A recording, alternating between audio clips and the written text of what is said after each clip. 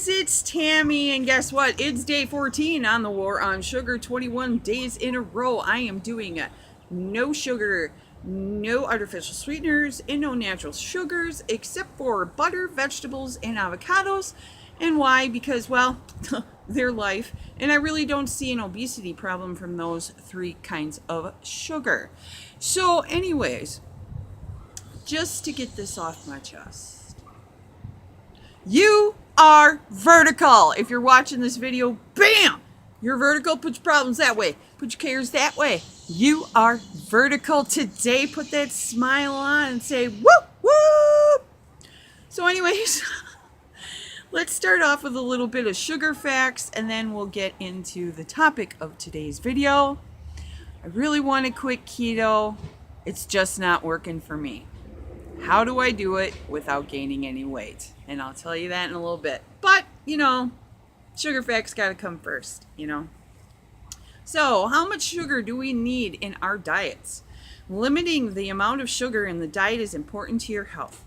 Sugar should account for fewer than 10% of your daily calories. That equates to 200 calories of sugar, 50 grams for a person eating 2,000 calories a day. Which foods contains large amounts of sugar? Sugar can be found in a wide variety of foods, ranging from fruits to candy. It is important to determine the source of sugar in your diet. Most of our sugars should come from fruits, vegetables, and dairy products, which contain natural sugars and also include vitamins and minerals.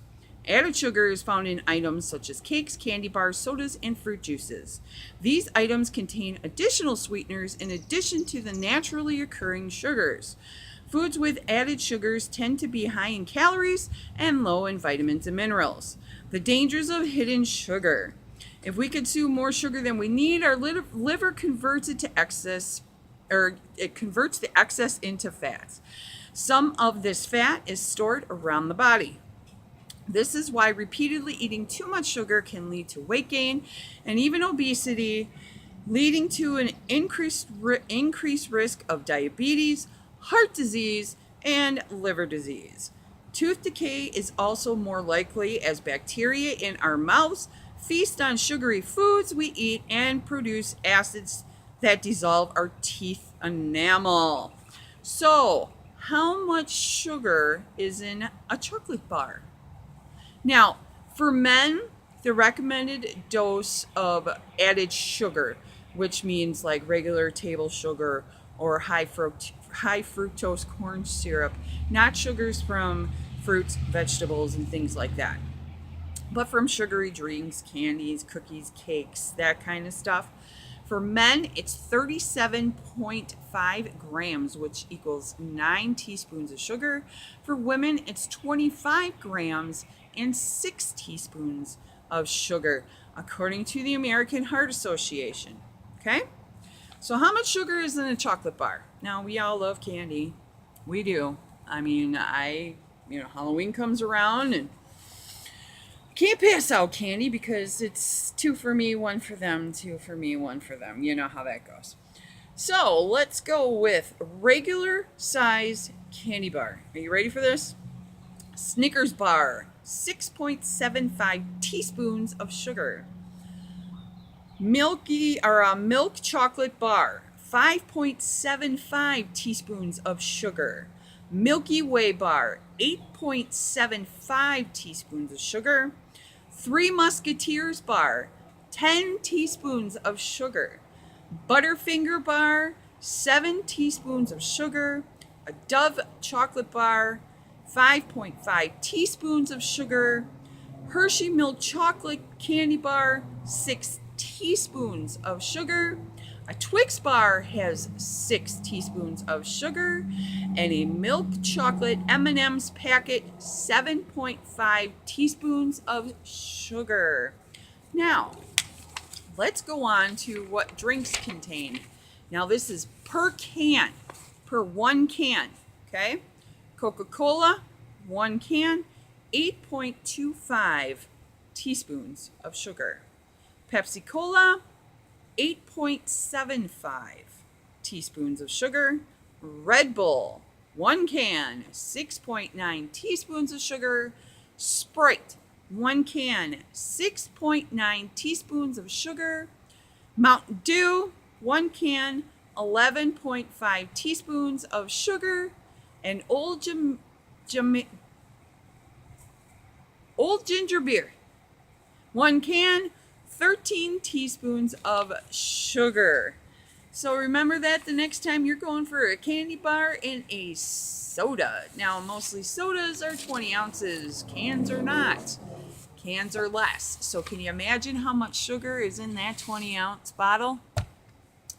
I had that Mountain Dew that on my War on Sugar introduction, and it had 77 grams of sugar. Yeah, I was sailing that night. Sugar does that to me. So, anyways, so I got a request. Somebody reached out to me. And they said, Tammy, I'm done with keto. I can't do it anymore. I've done it for 3 months. And believe me, she said she put her all into it. She misses her bread. She misses her pasta. She misses her potatoes. And she said the thing that she missed the most was her oatmeal. She loves her plain oatmeal with watermelon, which, okay, but, it might taste good. I don't know. And she said she missed her oatmeal a lot. And I said, okay, that is not a problem.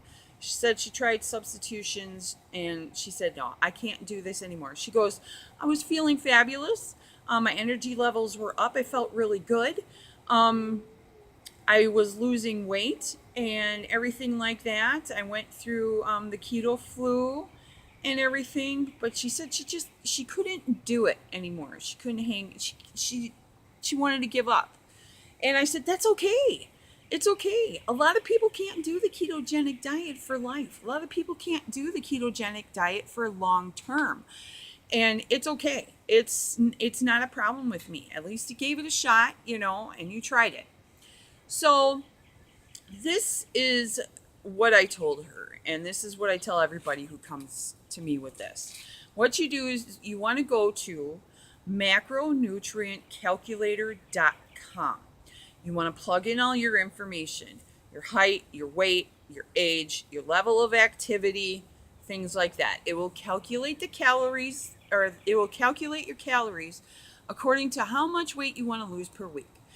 Whether it be 2 pounds, pound and a half, a pound a week, half a pound. Or if you just want to stay the same weight. Or if you need to gain. But in most cases, 90% of the time, it is for fat loss. So usually I'll put somebody anywhere between a pound and a pound and a half a week. And because 2 pounds really is aggressive, and it's a lot less calories, and you don't need to go that aggressive. So anyways, so you put in all your information, you finally get your calories. Now at the bottom, there's percentages. Now, if you want to go back to like the standard American diet where, but you're eating healthy, you're eating fruits and you're eating vegetables and, you're eating, whole grain breads and things like that. Down at the bottom, you're going to see fats, carbs, and protein with percentages. You want to set your carbs at 33%. You want to set your proteins at 33%, and you want to set your fat at 34%. Now that you have your calculations, this is the tricky part, okay? That's what your goal is, to what you want to reach in like 2 months, okay? Because when you're doing the ketogenic diet and you're restricting your carbs to 50 grams total carbs or less, not net, you want to introduce your carbs in slowly. And I am talking like turtle on Benadryl, slowly. So this is what I did. When I was on the ketogenic diet for 4 months, I lost 100 pounds. Somebody told me I needed carbs for weightlifting because I was lifting heavier. So what I did is that I took my carbs, and I was eating, I think at the time, like 35 grams of carbs on my 4 months of total carbs. I added 25 grams of carbs. And every 2 weeks, I would introduce 25 grams of carbs until I reached my desired carb allowance for the day. Now, and also in that meantime, I lowered my fat, but I kept my protein the same. Protein was always the same while introducing carbs back in. So what you want to do is you want to introduce your carbs slowly at like 25 grams every 2 weeks till you reach your desired carb allowance for the day. Lower your fats too and keep your protein the same. That way you do not gain any weight whatsoever. It gives your body a chance to get used to having more carbs. Or you can calculate on macronutrientcalculator.com. You can calculate and you can jump right in. But I'm going to guarantee you the first week, 2, 3 weeks, 4 weeks, you're going to be gaining some weight because your body is going to be shocked. Totally shocked. And a lot of people freak out when they see that scale that first week and say, oh my God, Tammy, what are you talking about? You know, that's because you jumped into it. You need to take it slow and introduce those carbs back in. All right, you guys, I hope you guys can understand that. Introduce your carbs slowly, reduce your fat along with it, keep your proteins the same until you reach your desired macros. 33% carbs, 33% protein, and 34% fat. All right? I will talk with you guys later. Enjoy this beautiful day. Bye.